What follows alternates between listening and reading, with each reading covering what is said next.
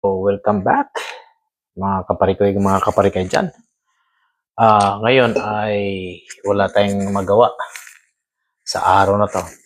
Kundi sa bahay lang muna tayo dahil napagod si kaparikoy ninyo. So ngayon, magtitrip tayo ng pagluluto. Tam! Di ba? So, ang gagawin natin ay gagawa tayong pabilisang pizza, Hawaiian or cheese. Okay? So, yun lang muna ang gagawin natin. At gagawa muna tayo ng dough. Then, within 5 minutes, makagawa tayo ng dough. Ipapalasahin natin. Then, after nyan, an hour, ay isa lang na natin. Di ba?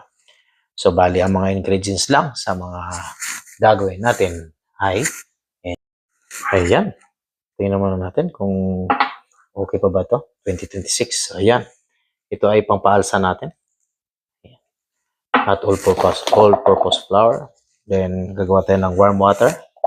Then, 1 teaspoon lang ng, or pinch lang ng salt. At, ano pa, butter or cooking oil. Pwede na. So, umpisa na natin. Okay? So, umpisa na natin ay kuha lang tayo ng bowl. Gawa lang tayo ng pang 2 cup na flour. Wala na rin pala tayong flour. Tagal na rin kasi ako hindi nakapag-bake. Actually, mostly pag napag-tripan ko, ay bake lang ako ng bake. So, yan. Lalagay tayo ng 2 cup ng all-purpose flour. Then, 1 tablespoon ng pangpaalsa natin. Okay. So, kailangan lang natin ito ay warm. Ang kailangan natin tubig. Para sa ganon, mag-activate ang ilagay nating pangpaalsa. Then, lalagyan lang natin ng at syempre, pinch ng salt. So, pinch lang yan. Ganun lang ka-easy yan. At magpapawarm lang tayo ng tubig. Then, saka natin hahaluin yan.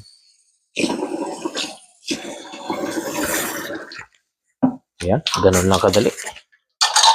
Alam nyo kasi, kahit kayo, kayang-kaya nyo rin. Kayang-kaya nyo rin gumawa ng dough within a seconds.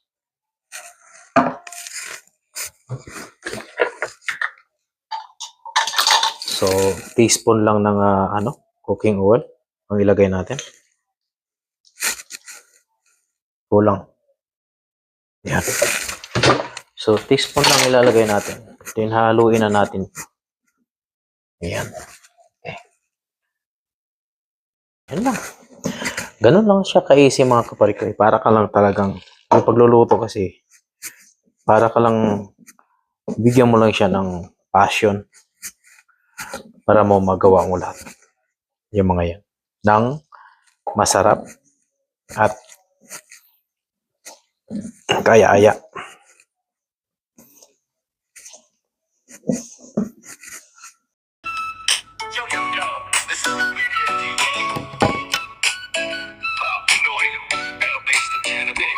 I'm now sharing life everyday vibes. Canada stories with the Lloyd pride. Experience thoughts that out on the scene. Hollow content, you know what I mean. No media TV, let's go. Life in Canada, I'll let you know. Subscribe, like, share, sabay sa journey. Real life stories, dito sa Nel Media TV. From winter snow to summer shine, Pinoy in Canada, this life is mine. Kwento ng buhay, simple or deep. Join the adventure, memories we'll keep. Now Media TV, always real, always free. Pinoy heart in Ayan. Canada, come and see. So, after lang yan, ay kailangan na nating lagyan ng ano to.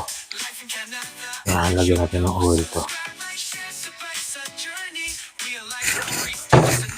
So, dito natin paalsahin yan, mga kaparikoy. Kung wala kayo na ganito, kahit saan ano lang, wala namang problema. Dito nyo lang ilagay yan. Pinoy in Canada, this life is mine. Kwento ng buhay, simple or deep. Join the adventure, memories we'll keep. Now Media TV, always real, always free.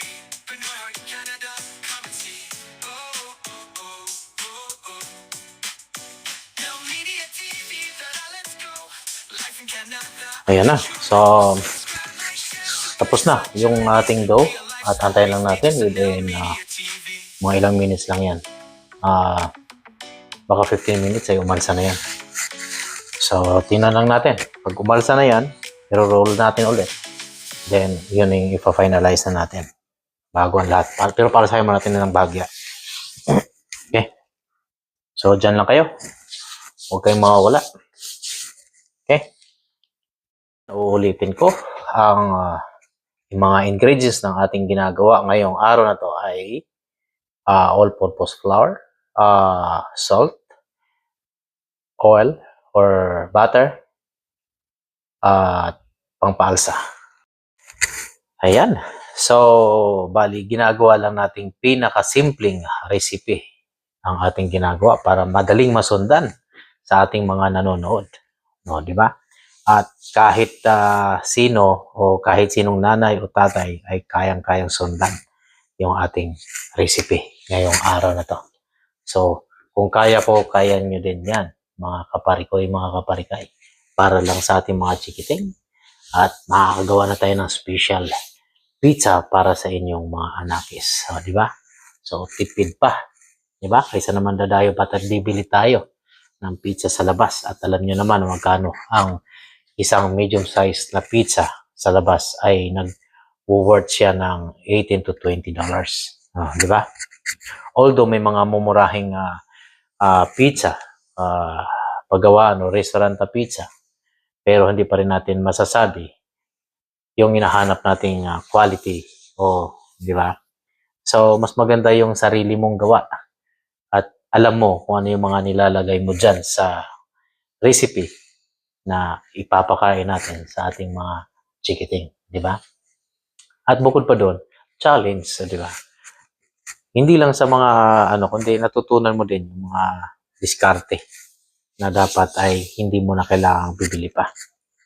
O sa panahon ngayon, nagtataas ang lahat ng mga bilihin. So, syempre, alam natin, kailangan mong dumiskarte talaga para sa ganun ay makakatipid na naman sa pang-araw-araw, di ba?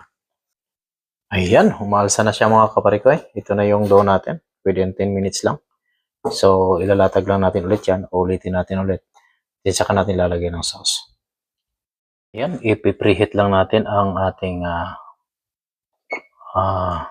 stove. So, ipipreheat lang natin ng 400. So, 450. Yo. Okay na yan. Yan lang gagawin natin. Napakasimple lang. Kukuha lang tayo ulit ng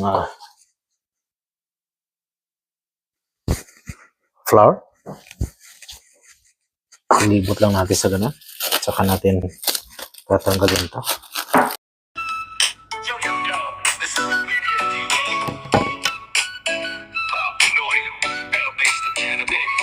I'm now sharing life everyday vibes. Canada stories with the Lloyd pride. Experience thoughts that out on the scene. Hollow content, you know what I mean. No media TV, let's go. Life in Canada, I'll let you know. Subscribe, like, share, sabay sa journey. Real life stories, dito sa Nel Media TV. From winter snow to summer shine, Pinoy in Canada, this life is mine. Kwento ng buhay, simple or deep. Join the adventure, memories we'll keep. Now Media TV, always real, always free. Pinoy heart in Canada, come and see. Now Media TV, let's go. Life in Canada, I'll let you know. Subscribe, like, share, sabay sa journey. Real life stories dito sa Nel Media TV.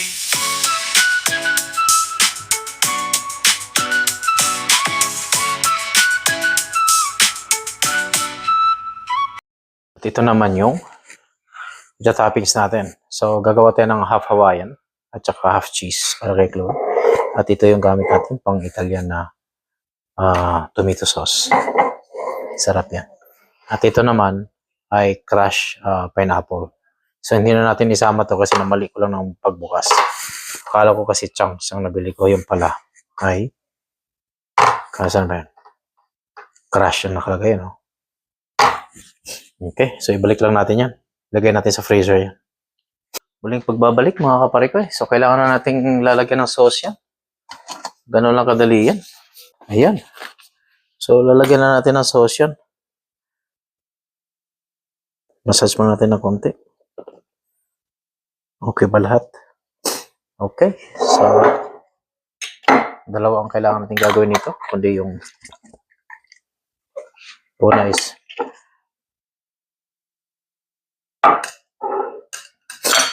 so, ganun lang kadali. Mas masarap yung maraming sauce. Yan. Napakamura lang yung sauce na yan. Huwag kayo mag-alala. Kailangan makukubira lang siya lahat. Yan. Yung crust niya. Maganda yan. Masarap yan. So, ang gagawin natin, pakita ko sa inyo. Yung binili natin na cheese.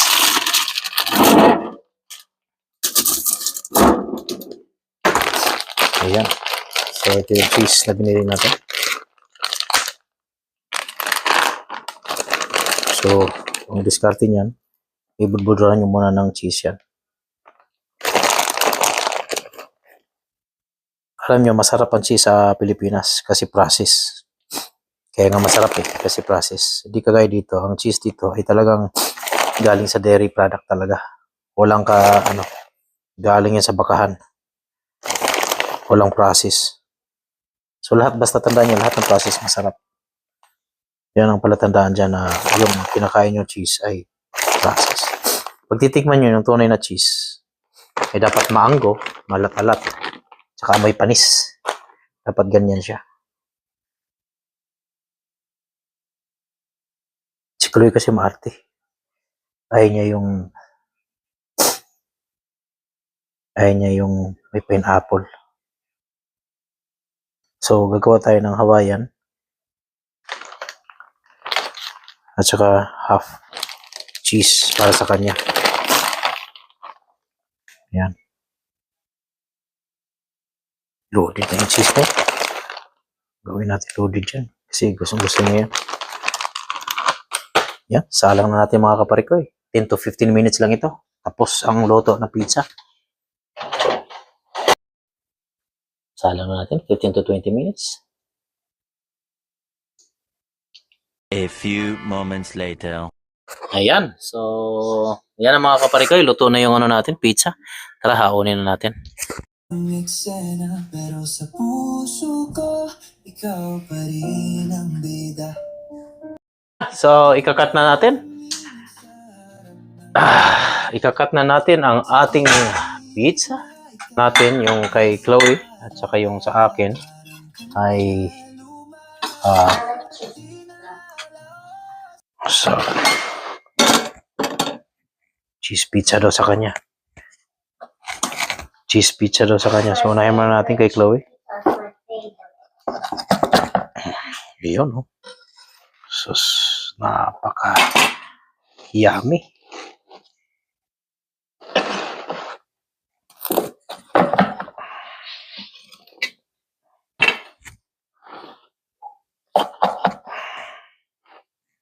Iyon. Ito yung cheese pizza niya. Oh.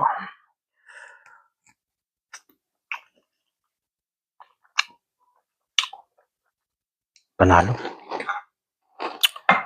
Sigurado, kukuha pa ng isa yan. So, siyempre unahin natin yung pineapple natin.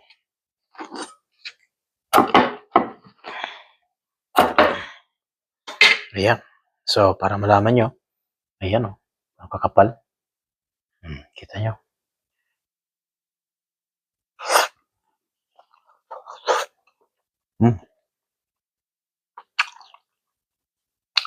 Natatakam ako.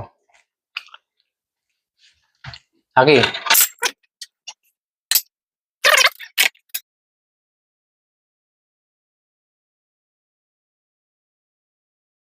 Ayan mga kaparikoy. So, hindi po pwedeng hindi natin tikman ang ating gawa. Pizza. So, ngayon, pangalawa na nating gawang pizza ito. At yung una ay cheese lang yun. Then ngayon, gumawa naman tayo ng Hawaiian. Half Hawaiian tsaka half cheese para makakain naman si Chloe ng sarili niya. Okay? So, yan na nga. Hindi ko na napigilan kanina ang sarili ko at nag-bite na ako ng sarili ko. What? Hindi ko na ginawa na crust siya kasi ayaw ng mga membro ko dito na manipis na manipis. Gusto nila makapal. So, ito.